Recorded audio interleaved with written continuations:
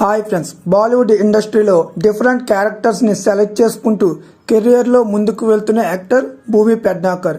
లేటెస్ట్గా ఆమె నటించిన crime thriller cum message oriented film Bhakshak Pulkit ఈ మూవీని డైరెక్షన్ అయితే చేశారు.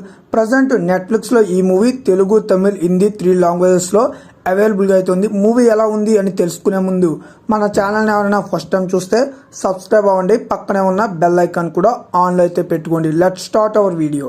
ఈ మూవీ స్టోరీ విషయానికి వెళ్తే ఈ మూవీ స్టోరీ పాట్నాలో ప్రారంభమవుతుంది. పాట్నాలో మోనావర్పూర్లో ఫ్రీలాన్స్ జర్నలిస్ట్గా పనిచేసే వైశాలి యూట్యూబ్లో సొంతంగా న్యూస్ ఛానల్ మెయింటైన్ చేస్తుంటుంది.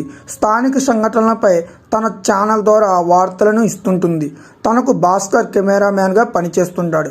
అయితే మోనావర్పూర్లోని అనాథ అమ్మాయిలు ఉండే హాస్టల్లో పిల్లలపై లైంగిక దాడులు జరుగుతూ ఉంటాయి.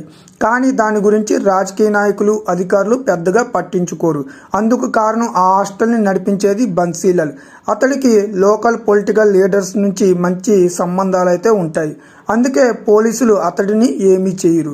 అయితే ఆ హాస్టల్లో చిన్నపిల్లలపై జరిగే లైంగిక దారుణాల గురించి వైశాలి అయితే తెలుసుకుంటుంది.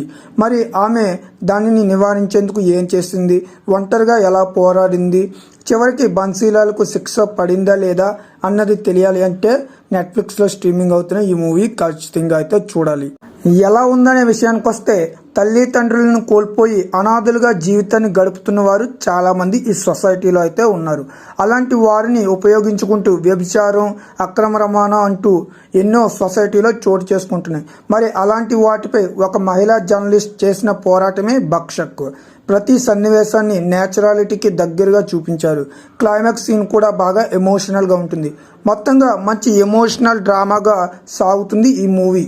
వైశాలిగా భూమి పెడ్నాకర్ తన నటనతో బాగా ఆకట్టుకుంటుంది. సిస్టమ్ ఇలానే ఉంటుంది. ఒక చేత్తో అధికారం ఇస్తుంది, మరొక చేత్తో అధికారాన్ని లాక్కుంటుంది.